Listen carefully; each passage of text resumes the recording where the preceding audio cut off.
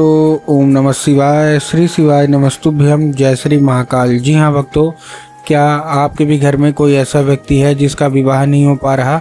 आप लोग बहुत ज़्यादा परेशान हो उसके विवाह को लेके कि आखिरकार आपके घर का जो व्यक्ति है उसका विवाह क्यों नहीं हो पा रहा। आपके समझ में भी नहीं आता कि आखिर क्या हो गया जिसके कारण उस व्यक्ति का जो विवाह है वो होने का नाम ही नहीं ले रहा। आप बहुत ही ज़्यादा परेशान हो कि आखिर क्यों उस व्यक्ति का जो विवाह है वो होने का नाम नहीं ले रहा।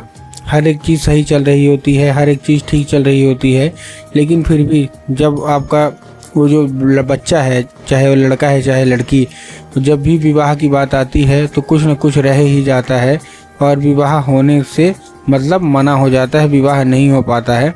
आप लोग बहुत ही ज़्यादा परेशान हो और आपके समझ में बिल्कुल भी नहीं आता।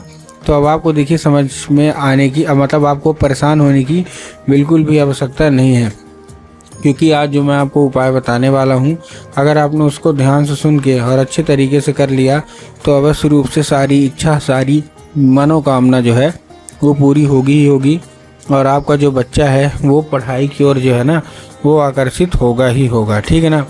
देखिए, आपको भी पता है कि पूज्य गुरुदेव की जो कथा होती है उसमें लाखों की भीड़ आती है। कैसे भीड़ आती है? लाखों की भीड़ आती है। और जब गुरुदेव की कथा में लाखों की भीड़ आती है तो वहाँ ज़्यादातर जो भक्त होते हैं वो क्या करते हैं, पत्र के द्वारा अपनी इच्छा और पत्र के द्वारा अपनी मनोकामना जो होती है वो गुरुदेव तक पहुँचाते हैं। ठीक, तो अभी गुरुदेव की कथा चल रही थी, आज से 4 से 5 महीना पहले की बात है। गुरुदेव की कथा चल रही थी और गुरुदेव की कथा में लाखों की भीड़ आई। अब जब गुरुदेव की कथा में लाखों की भीड़ आई तो वहाँ ज़्यादातर जो भक्त थे उन्होंने क्या किया, पत्र के द्वारा अपनी इच्छा और पत्र के द्वारा अपनी मनोकामना जो थी वो गुरुदेव तक पहुँचाई। अब जैसे ही गुरुदेव के पास पत्र पहुँचा और गुरुदेव ने पत्र पढ़ा तो वहाँ गुरुदेव ने देखा कि ज़्यादातर जो भक्त हैं उनकी क्या है, केवल एक ही इच्छा और एक ही मनोकामना है। क्या? कि गुरुदेव, हमारा जो घर का बच्चा है उसका जो मन है वो मतलब विवाह नहीं हो पा रहा। पढ़ाई में विवाह मन तो नहीं लगता, लेकिन साथ साथ विवाह नहीं हो पा रहा। हम लोग बहुत ज़्यादा परेशान हैं। हमने क्या कुछ नहीं किया, बहुत ज़्यादा उसको पंडितों को दिखाया, ठीक ना, बहुत ज़्यादा उसकी कुंडली मिलवाई, हर एक चीज़ किया, लेकिन फिर भी उसका जो विवाह है वो नहीं हो पा रहा। कृपया करके कोई उपाय बता दे ताकि उसका जो विवाह है वो अच्छे तरीके से हो जाए। हम लोग बहुत ज़्यादा परेशान हैं। ठीक, अब जब गुरुदेव ने देखा तब गुरुदेव ने 2 से 3 उपाय बताए और कहा केवल ये उपाय कर लेना, तुम्हारे घर का जो कोई भी व्यक्ति है जिसका भी विवाह नहीं हो पा रहा, अवश्य रूप से उसका जो विवाह है वो होगा ही होगा। अब जैसे ही गुरुदेव ने उपाय बताया तो लोगों ने जा जाके इस उपाय को घर में करना शुरू कर दिया।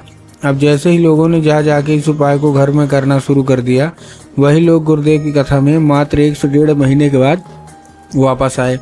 अब जब वही लोग गुरुदेव की कथा में वापस आए तो उन्होंने क्या किया, फिर से एक बार गुरुदेव को पत्र लिखा, लेकिन ये वाला जो पत्र था ये गुरुदेव को धन्यवाद के रूप में पत्र था कि गुरुदेव धन्य हो आपका, आपके द्वारा बताया गया उपाय हमने कर लिया है, हमारी सारी इच्छा, सारी मनोकामना जो है वो भी पूरी हो गई है, आपका कोटि कोटि धन्यवाद। तो देखिए, जो लोग भी मेरी आवाज़ अभी सुन रहे हैं ना, अगर आपको भी जानना है कि आखिर ऐसा कौन सा उपाय है जिसको करने मात्र से इच्छा मनोकामना पूरी हो जाती है, तो चलिए हम बताते हैं आपको आज की इस वीडियो के माध्यम से कि आपको करना क्या है। तो बस उपाय ध्यान से सुन के अच्छे से करिएगा ज़रूर।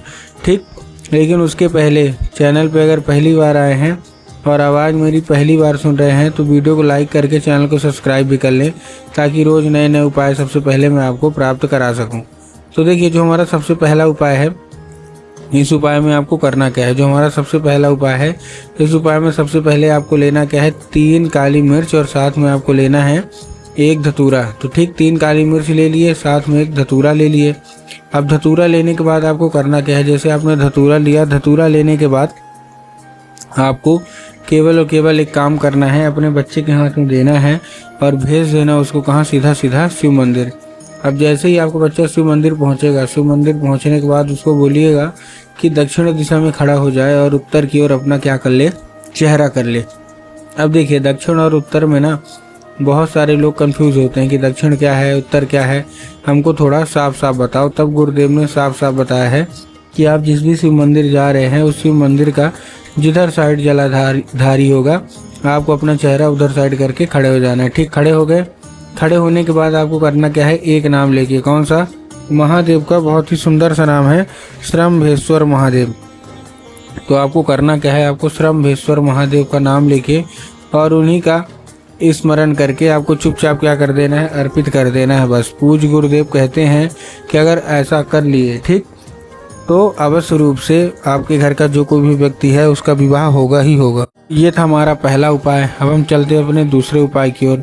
अब देखिए, जो हमारा दूसरा उपाय है, इस उपाय में आपको करना क्या है, जो हमारा दूसरा उपाय है, इस उपाय में सबसे सरल आपको एक काम करना है। क्या काम करना है, आपको लेना है लाल चंदन, और लाल चंदन लेके पहुंच जाना है कहाँ, सीधा सीधा शिव मंदिर। अब जैसे ही आप शिव मंदिर पहुंचेंगे, ठीक, शिव मंदिर पहुंचने के बाद आपको करना क्या है, माता शोक सुंदरी वाली जगह में, माता शोक सुंदरी की जगह कहाँ होती है, ठीक, आपको माता शोक सुंदरी की जगह होती है जलाधारी के बीच में, ठीक, बिल्कुल बीचों बीच। तो आपको क्या करना है, बिल्कुल बीचों बीच माता मतलब अशोक सुंदरी को अर्पित करना है और माता से उसको औषधि के रूप में मांगना है। 5 मिनट तक आप खड़े रहिए। 5 मिनट तक खड़े रहने के बाद आपको करना क्या है, जैसे आप खड़े रहेंगे वो औषधि बन जाएगी। अब आपको वो अपने हाथ में हल्का सा टच करना है और उसको लेके चुपचाप कहाँ आ जाना है, घर आ जाना है। घर आने के बाद जहाँ आप लोग सोते हैं और जिधर साइड सर करके सोते हैं, उधर साइड की जो दीवार होगी ना, उसी दीवार में आपको क्या करना है, अर्पित कर देना, मतलब लगा देना है। पूज्य गुरुदेव कहते हैं कि उस चंदन के जरिए स्वयं माता शोक सुंदरी आपके घर में प्रवेश कर जाएंगी और आपका जितना भी विवाह में दिक्कत आ रही है, अवश्य रूप से विवाह की दिक्कत समाप्त होगी ही होगी और विवाह जो है वो होगा ही होगा।